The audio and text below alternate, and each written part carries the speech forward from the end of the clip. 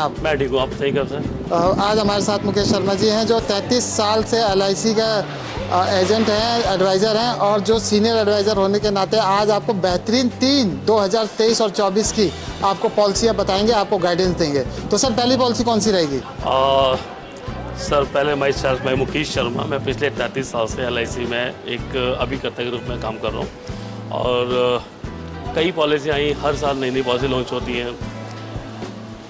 पिछले कई सालों से मैंने कई पॉलिसियाँ बेची और अच्छी पॉलिसी बेची है। इस बार 2023 में हमारे पास जो प्लान्स हैं, जीवन आनंद है, न्यू जीवन आनंद है, जीवन लाभ प्लान है, जीवन शांति है, ये वन टाइम है सीनियर सिटीजन के लिए, जीवन अक्षय प्लान है और जीवन लक्ष्य प्लान इज ए बेस्ट।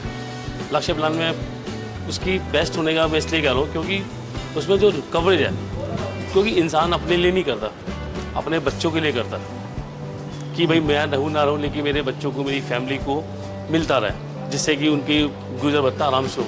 जितना मैं कमाता हूँ उनको उतना मिलता रहे। तो जीवन लक्ष्य इज बेस्ट प्लान।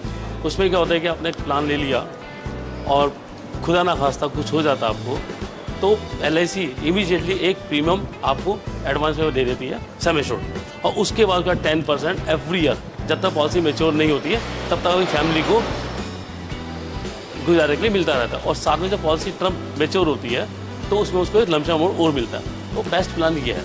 तो आप ये किस एज ग्रुप के लिए आप ये सजेस्ट करें? 18 साल से लेके और 50 साल तक के बंदे के लिए बेस्ट प्लान है। तो मान लीजिए अगर कोई 35 यंगस्टर है, शादी ब्याह हो गया, इसके बाद वो अपना चाहता है, तो मान लीजिए 30 साल या 35 साल में बच्चों थोड़ा सा मतलब जिम्मेदारी जब आ जाते हैं कंधों में, तो वो इन सब चीज़ों की तरफ देखता है। बिल्कुल। तो अगर वो मतलब मतलब आप समझिए कि एक यंगस्टर है और किसी प्राइवेट जॉब या गवर्नमेंट जॉब में है, तो आप क्या सजेस्ट करते हैं, कितने का प्लान उसे लेना चाहिए? देखिए, प्लान तो उसको कितने का लेना, प्लान हमेशा अपनी पॉकेट के हिसाब से लेना चाहिए।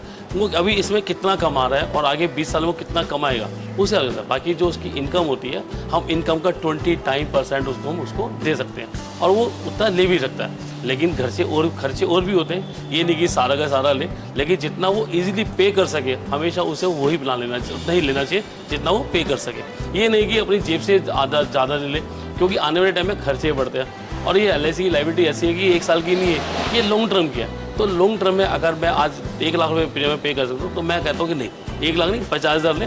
2 साल में जब तेरी प्रमोशन होगी या कुछ होगा तब वो आगे ले लियो, कोई दिक्कत नहीं है। इसलिए हमेशा प्लान हमेशा वही लेने चाहिए कि जो हमारी जेब अलाउ करे। अच्छा, तो मतलब जैसे मैं एक उदाहरण से समझना चाहता हूँ। मान लीजिए किसी की इनकम लगभग 40,000 है, 50,000 है, तो मंथली जी, हाँ। तो उसको कितने का आप ले लें? उसे अगर मंथली अगर वो 40,000 नहीं, हम साल की इनकम ऐड कर दें। मान लीजिए साल में वो 10 लाख रुपए कमाता है जी, तो साल में अगर 10 लाख रुपए कमाता है तो साल की 2 लाख की पॉलिसियाँ प्रीमियम की वो ले सकता है, क्योंकि 8 लाख में उसके घर का खर्चा, उसका कन्वेंस, उसका पेट्रोल, उसका कुछ सब कुछ आ जाएगा।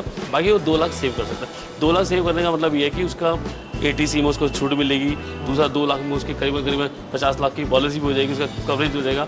तो अगर वो नहीं भी रहता है तो LIC उसे 50 लाख उसकी फैमिली को दे देगी। 50 लाख दे देगी। कितने के प्रीमियम पे? 2 लाख के प्रीमियम साल के। 2 लाख के प्रीमियम पे साल पे। जी, तो ये इसलिए बेस्ट है? इसलिए बेस्ट है। जीवन लक्ष्य जो बेस्ट है।